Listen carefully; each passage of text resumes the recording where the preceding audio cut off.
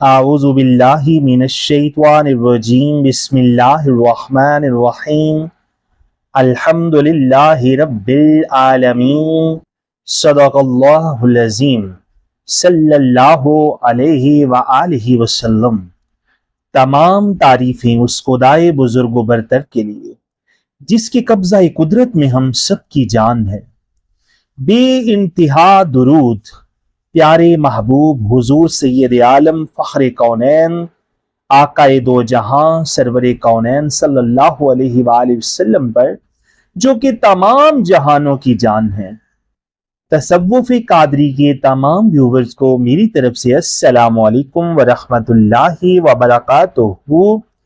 تصور مرشد کی فضیلت، تصور مرشد سے انسان کو کون کون سے مقام نصیب ہوتے ہیں، اس کا حصہ سوئم لیے آپ سب کی خدمت میں ایک بار پھر حاضر ہوں۔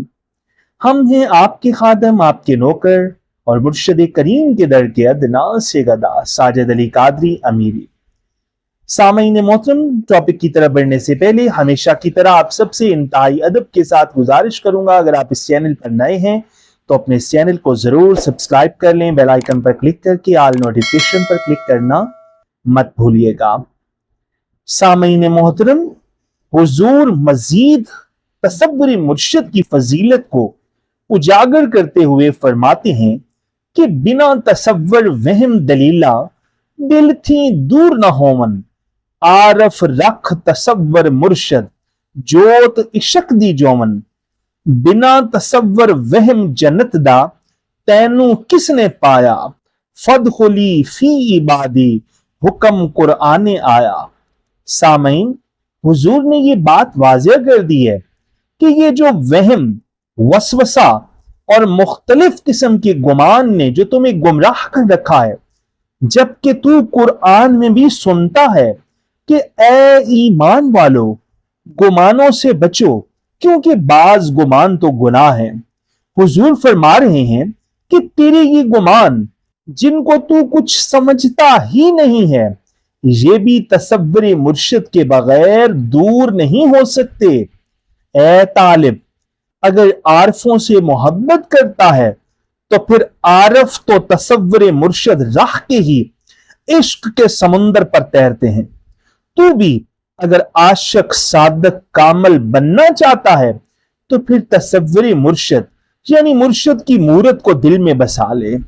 سامعین محترم، آگے سرکار فرماتے ہیں کہ قرآن نے یہ واضح کر دیا ہے کہ فدخلی فی عبادی، یعنی پھر تو داخل ہوگا حقیقی بندوں میں، ودخلی جنتی، یعنی حقیقی بندوں میں داخل ہوئے بغیر، نفس کی غلاظتوں سے چھٹکارا پائے بغیر، نفس کو مطمئن کیے بغیر تو جنت میں بھی نہیں جا سکتا، اور یہ سب تصور مرشد سے ہی ممکن ہے۔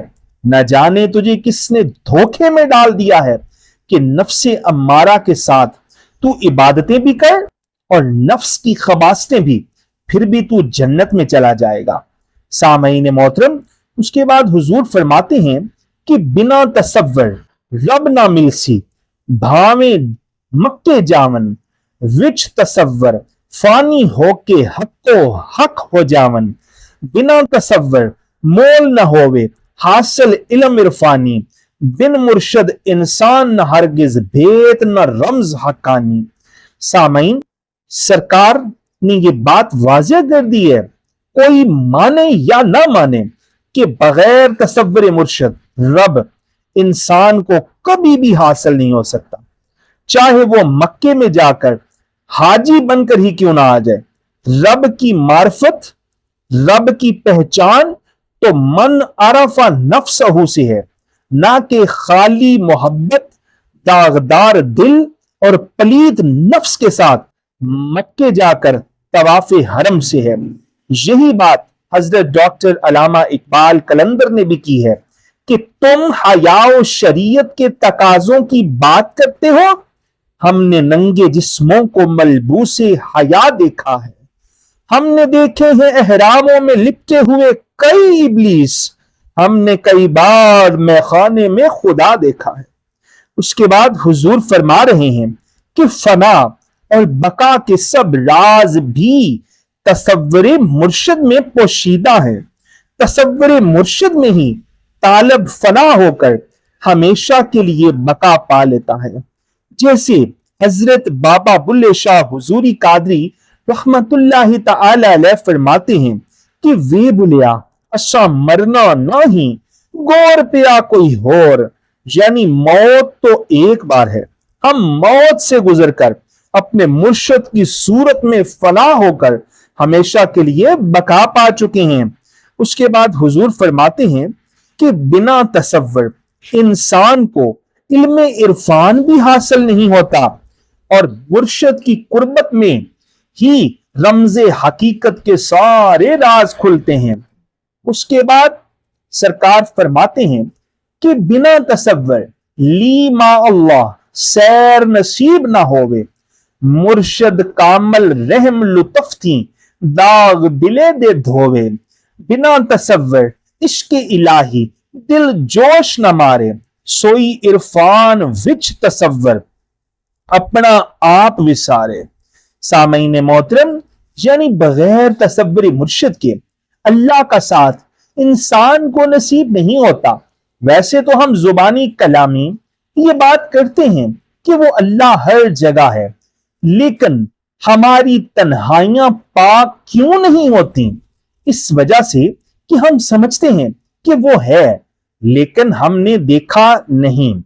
اگر ہم باطنی آنکھ سے اس کا مشاہدہ کر لیں تو ہم ہر وقت اسے اپنے ساتھ دیکھیں گے، اور یہ بھی مرشد کے تصور سے ہی ممکن ہے۔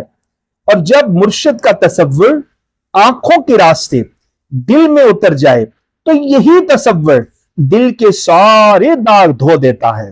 سامعین محترم، اللہ کے ساتھ عشق کا جوش بھی تصور مرشد سے ہی حاصل ہوتا ہے۔